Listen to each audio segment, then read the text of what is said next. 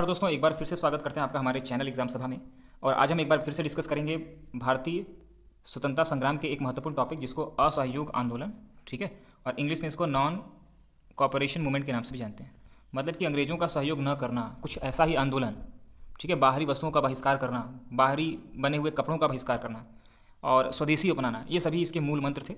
और इसको असहयोग आंदोलन को महात्मा गांधी के द्वारा इसको शुरुआत की गई थी। इसके बारे में आज हम डिटेल में डिस्कस करने वाले हैं, तो शुरू करते हैं आज का वीडियो। 5 सितंबर 1920 को इसकी शुरुआत भारतीय राष्ट्रीय कांग्रेस के द्वारा महात्मा गांधी के नेतृत्व में इसकी शुरुआत की गई। सितंबर 1920 में कांग्रेस अधिवेशन हुआ जो कि कलकत्ता में हुआ था। वहीं पर यह चर्चा हुई कि हम असहयोग आंदोलन की शुरुआत करेंगे। अब इसके पीछे कारण जानेंगे, लेकिन एक एक जो विशेष कारण था वो मैं बताता चलूँ। क्योंकि भारतीय राष्ट्रीय कांग्रेस के सदस्यों के द्वारा ये वादा किया गया था, अंग्रेज़ों से ये वादा प्राप्त हुआ था कि जैसे ही प्रथम विश्व युद्ध खत्म होता है तो अगर आप उसमें सहयोग करते हैं तो हम आपको ढेर सारे अधिकार देंगे जो कि भारतीयों के लिए सेटिस्फैक्टरी होगा, मतलब कि संतुष्ट करने वाला होगा। लेकिन ऐसा कुछ नहीं हुआ, इसीलिए असहयोग आंदोलन की शुरुआत महात्मा गांधी के द्वारा की गई। स्वतंत्रता संग्राम में एक नया अध्याय असहयोग आंदोलन को माना जाता है। इससे पहले इतना बड़ा लेवल पे कोई भी विद्रोह नहीं हुआ था।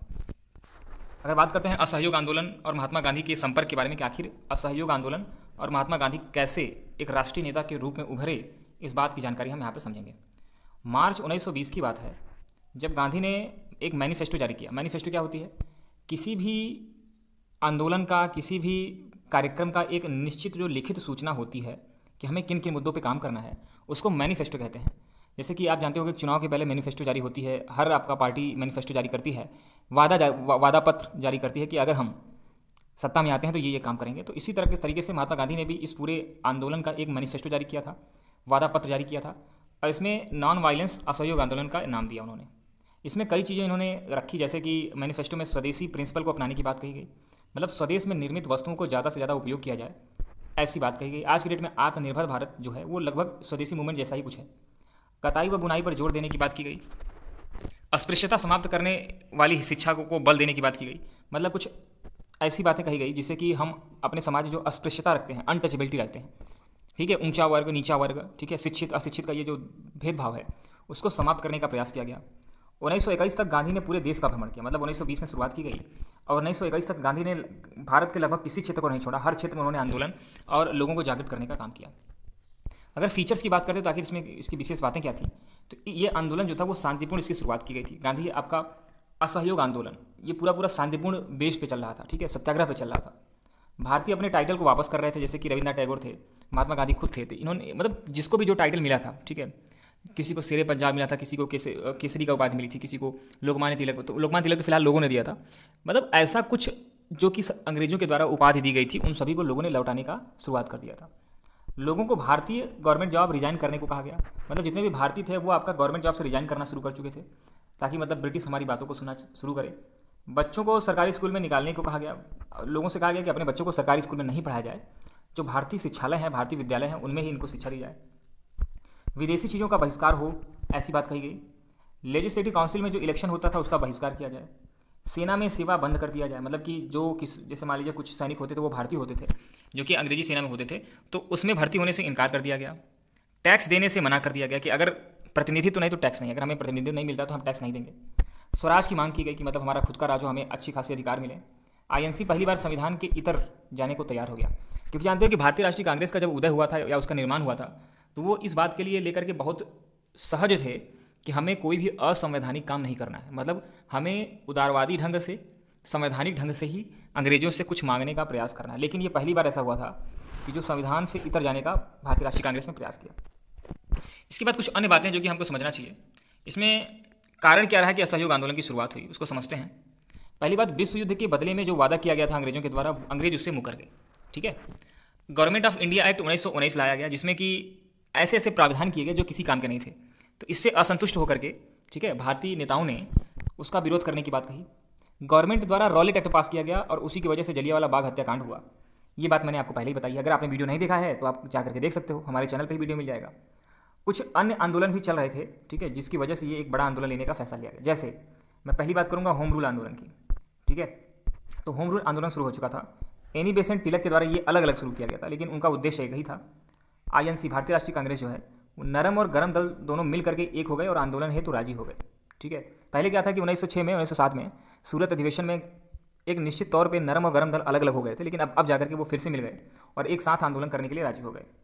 विश्व युद्ध के कारण अंग्रेजों की हालत ख़राब थी, आर्थिक तंगी थी, और वो इसका इम्पैक्ट सीधा हमारे मार्केट पे दिखाई दिया, हमारे बाज़ारों में दिखाई दिया, और महंगाई बहुत तेज़ी से बढ़ने लगी क्योंकि उनको अपना इकोनॉमी कवर करनी थी। रोलेट एक्ट और जलियांवाला बाग हत्याकांड उस समय के तात्कालिक कारण बने, क्योंकि उसमें तुरंत ही 1919 में जलियांवाला बाग कांड हुआ था। इसको आप जाकर के मैं कह रहा हूँ आपको, मेरे चैनल पे वीडियो मिल जाएगा, उसको जाकर के जरूर देखें, जिससे कि आपको कॉन्सेप्चुअल क्लैरिटी मिलेगी। लोगों का ब्रिटिश न्याय व्यवस्था से विश्वास उठ चुका था, ठीक है, ब्रिटिश कुछ हमारे लिए अच्छा करेंगे, इस बात से विश्वास पहले ही उठ चुका था, क्योंकि उन्होंने जलियांवाला बाग हत्याकांड का इतनी खतरनाक तरीके से उन्होंने प्लान किया था कि इसको देख कर भी आदमी का रूह कांप जाए। खिलाफत आंदोलन की अगर बात किया जाए, खिलाफत आंदोलन कैसे असहयोग आंदोलन के लिए जिम्मेदार था। फर्स्ट विश्व युद्ध के दौरान टर्की जर्मनी के साथ ब्रिटिश ने टर्की को हरा दिया। मतलब पहला विश्व युद्ध जो था उसमें जो टर्की था, ठीक है, वो जर्मनी के साथ था। इसका मतलब है कि अगर जो जर्मनी का अलायंस था टर्की के साथ, वो विरोध में था ब्रिटिश के, ठीक है, ब्रिटिश का एक अपना समूह होता था। तो अब क्या हुआ कि जब जर्मनी और टर्की एक साथ हैं और ब्रिटिश उनके खिलाफ लड़ रहे हैं, तो इसमें क्या हुआ कि जो टर्की का सुल्तान होता था, जो कि मुस्लिमों का हेड माना जाता था, मुस्लिम के धार्मिक हेड माना जाता था, पूरे दुनिया के मुस्लिमों का धार्मिक हेड उस समय के तत्कालीन टर्की के सुल्तान को माना जाता था, ठीक है। अब इसमें क्या हुआ कि जब सुल्तान को हरा दिया गया, सुल्तान को अपमानित किया गया, सुल्तान की हत्या कर दी गई, इससे जो भारतीय मुस्लिम थे वो भी आपका काफ़ी खपा थे। तो उन्होंने खिलाफत आंदोलन कुछ इसी प्रयास में चलाया था, ठीक है। और खिलाफत आंदोलन, जब मुस्लिम को एक बहाना चाहिए था अंग्रेजों से लड़ने के लिए, तो असहयोग आंदोलन कैसे आपका नहीं हो सकता है। इसमें महात्मा गांधी ने उनका खिलाफत आंदोलन में सहयोग भी कर दिया। अब खिलाफत आंदोलन में कुछ लोग शामिल थे, जैसे मौलाना मोहम्मद अली, ठीक है, शौकत अली थे, मौलाना आज़ाद, अजमल खान, हसरत मोहनी। महात्मा गांधी का भी इनको सहयोग प्राप्त हुआ खिलाफत आंदोलन में। मुस्लिम भी असहयोग आंदोलन में शामिल होने के लिए तैयार हो गए। तो इस तरीके से आपका असहयोग आंदोलन में खिलाफत आंदोलन के कुछ सदस्य भी शामिल हुए। अब बात करते हैं कि असहयोग आंदोलन को महात्मा गांधी द्वारा रोक क्यों दिया गया, क्यों रोका गया। तो 1922 में, क्योंकि देखो महात्मा गांधी हमेशा से सत्याग्रह और शांतिपूर्ण प्रदर्शन की पक्षधर थे, क्योंकि उनका मानना था कि इससे जान माल की हानि नहीं होती है। लेकिन 1922 में चौरी चौरा कांड हुआ, जिसके बाद महात्मा गांधी दुखी होकर के इसको समाप्त कर बैठे। चौरी चौरा क्या है, ये यूपी का एक जिला है या यूपी का एक क्षेत्र मान सकते हो, जिसमें 22 पुलिस वाले मारे गए थे चौरी चौरा कांड में। चौरी चौरा कांड में होता क्या था, हो क्या रहा था, उसमें एक रिपब्लिकन पार्टी थी, ठीक है, उसको मैंने आपको एसोसिएशन बनाया था उन्होंने, जिसमें कि कई सदस्य थे। उन लोगों ने क्या किया कि वहाँ पे एक ट्रेन जा रही थी चौरी चौरा नामक स्थान पे, वहाँ पे ट्रेन में उन्होंने लूट मार की। और लूट मार का उद्देश्य ये था कि उसमें काफ़ी हथियार रखे हुए थे, उनको ऐसी सूचना मिली थी, लेकिन वो सूचना फिलहाल गलत निकली। लेकिन उन्होंने क्या किया, जो भी पाया वो लूट लिया, और उसमें जितने भी पुलिस वाले आमने सामने आए तो वहाँ उनको मार दिया। सो चौरी चौरा कांड की वजह से उनको ये असहयोग आंदोलन रोकना पड़ा। गांधी जी के अहिंसा जो है वही आपका इसका कारण माना जाता है, क्योंकि कुछ लोग मानते थे कि गांधी जी का अहिंसात्मक प्रवृत्ति इतनी ज़्यादा भी ठीक नहीं है। जैसे मोतीलाल नेहरू इसके पक्ष में बिल्कुल नहीं थे कि आंदोलन को बंद किया जाए। CR दास थे जो कि इस आंदोलन को बंद नहीं करना चाहते थे, क्योंकि उनका मानना था कि अहिंसा से ही सब कुछ नहीं होगा, और वो आंदोलन बंद करने के पक्ष में नहीं थे, ठीक है। फिलहाल गांधी जी आपका सुप्रीम लीडर थे तो उनकी बात मानी गई। सिग्निफिकेंस, अब इसका विशेष महत्व देखते हैं कि क्या महत्व रहा इसका असहयोग आंदोलन का। एक साल में स्वराज नहीं मिला, ठीक है, जो लक्ष्य रखा गया था कि एक साल में हम स्वराज पा लेंगे, क्योंकि गांधी जी कोई भी काम करते थे तो वो टारगेट लेके काम करते थे कि हमें इतने साल में ये चीज़ अचीव कर लेना है, ठीक है। कभी कभी लोग उनसे सोचते हैं कि वो असहयोग आंदोलन मतलब एक कमजोर आदमी करता है, लेकिन ऐसा नहीं है। उन्होंने कई ऐसी जीतें दिलाई हैं, अफ्रीका में भी वो काफ़ी हद तक सफल रहे थे, और उन्होंने शुरुआत में कई जगह जाकर के नील की खेती से संबंधित जितने भी बिहार में चंपारण हो गया, तो कुछ जो समस्याएं थी लोगों की उसको सॉल्व करने की बात कही थी। इसी तरह से गुजरात में उन्होंने एक फैक्ट्री बंद थी तो उसमें लोगों को अधिकार दिलाया।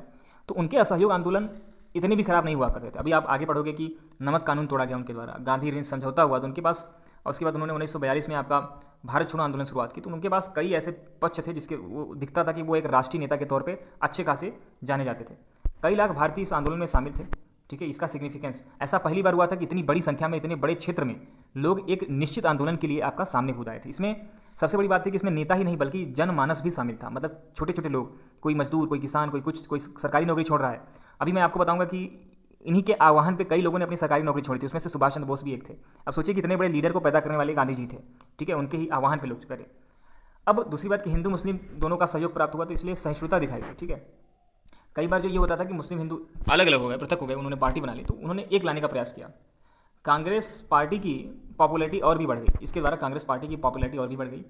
लोग राजनीतिक अधिकारों हेतु सचेत हो गए, मतलब अब लोग मानने लगे कि हमें राजनीतिक अधिकार, बोलने का अधिकार, ठीक है, सभा करने का अधिकार, धार्मिक अधिकार, ये सारे अधिकार मिलने चाहिए, जितने भी फंडामेंटल राइट्स होने चाहिए। भारतीय व्यापारियों को अच्छा लाभ मिला क्योंकि खादी प्रमोट की जा रही थी, ठीक है, और वो चीज़ें प्रमोट की जा रही थी जो कि भारतीयों के द्वारा अपने देश में निर्मित की गई होती, इसलिए व्यापारियों को अच्छा लाभ हुआ। चीनी का आयात जो है वो काफ़ी कम हो गया। पहले क्या होता था कि सोचिए गन्ना हमारे यहाँ से ले जा रहे हैं, या फिर गन्ना हमारे यहाँ होता है, हमारे यहाँ ये क्षमता है कि हम गन्ना बो करके खुद चीनी पैदा कर सकते हैं, लेकिन हमें विदेशों से चीनी मंगानी पड़ती थी। अंग्रेजों ने इस तरह की पॉलिसी बनाई थी। फिलहाल अब धीरे धीरे चीनी का आयात जो है वो कम होता रहा, लोग अपने से ये चीनी बना लिया करते थे। गांधी जन नेता के रूप में स्थापित हो गए, मतलब अब गांधी जी का जो कद है वो काफ़ी बड़ा हो चुका था और वो जन नेता के तौर पे प्रचलित हो चुके थे। अब यहाँ पे समझते हैं कुछ लोगों के नाम और उनकी क्या भूमिका रही, इसके बारे में हम यहाँ पे डिस्कस करने वाले हैं। तो शुरुआत करेंगे महात्मा गांधी से। तो महात्मा गांधी एक प्रमुख नेता थे जो कि 1920 में एक मैनिफेस्टो जारी करते हैं असहयोग आंदोलन चलाने के लिए। CR दास की क्या भूमिका है असहयोग आंदोलन में? नागपुर 1920 में रिजोल्यूशन पास किया गया इनके द्वारा, CR दास के द्वारा। इनके कुछ सहयोगी भी थे जैसे वीरेंद्र नाथ, जो कि मेदिनीपुर या मेदिनापुर जो भी बोलना चाहिए आप बोल सकते हैं। इसी तरीके से JM सेन गुप्ता जो कि चिटगांव से आपका यहाँ पे प्रोत्साहित कर रहे थे, नेतृत्व कर रहे थे। सुभाष चंद्र बोस की बात करें तो वो कलकत्ता से कर रहे थे। तो ये जो CR दास के सहयोगी थे उन्होंने अलग अलग क्षेत्रों से असहयोग आंदोलन को चलाने का प्रयास किया। जवाहरलाल नेहरू की बात करें तो किसान सभा बनाने के लिए प्रोत्साहित किया गया। आंदोलन समाप्त करने के पक्ष में नहीं थे, ठीक है। 1922 में जब आंदोलन समाप्त भी किया जा रहा था गांधी के द्वारा चौरी चौरा कांड की वजह से, लेकिन ये उसके पक्ष में नहीं थे। सुभाष चंद्र बोस की बात करें तो ये एक सिविल सर्वेंट थे, IAS ऑफिसर थे। उन्होंने इन्हीं के गांधी जी के आह्वान पर इन्होंने रिजाइन कर दिया था। नेशनल कॉलेज कलकत्ता के प्रिंसिपल भी रह चुके थे वो, ठीक है, वहाँ बनाए गए नेशनल कॉलेज कलकत्ता के।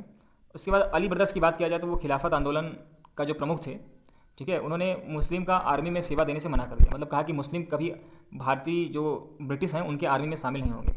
मोतीलाल नेहरू की बात करें जो कि जवाहरलाल नेहरू के पिताजी थे, तो वो आपका लीगल प्रैक्टिस समाप्त कर दिया। मतलब मोतीलाल नेहरू खुद एक बैरिस्टर थे, वकील थे, और वो क्या करते थे कि अंग्रेजों की तरफ से कई केस लड़ते थे, तो लेकिन उन्होंने इस तरह के लीगल प्रैक्टिस जो करते थे वो उन्होंने समाप्त कर दिया। लाला लाजपत राय की बात करें तो शुरुआत में मना कर दिया असहयोग आंदोलन से, लेकिन बाद में शामिल हो गए और उसके बाद में असहयोग आंदोलन समाप्त करने के पक्ष में नहीं थे लाला लाजपत राय, क्योंकि आप जानते हो कि ये गर्म दल के नेता थे, तो इतना जल्दी ये शांत होते नहीं थे। सरदार पटेल की अगर बात करें तो गुजरात में इस असहयोग आंदोलन का नेतृत्व किया। इस तरीके से इस वीडियो में हमने डिस्कस किया कि कैसे असहयोग आंदोलन शुरुआत हुई, क्या क्या इसके पक्ष रहे, सभी को बताने की कोशिश की। इसी तरह के वीडियोस को देखने के लिए हमारे चैनल को सब्सक्राइब करना न भूलें। धन्यवाद।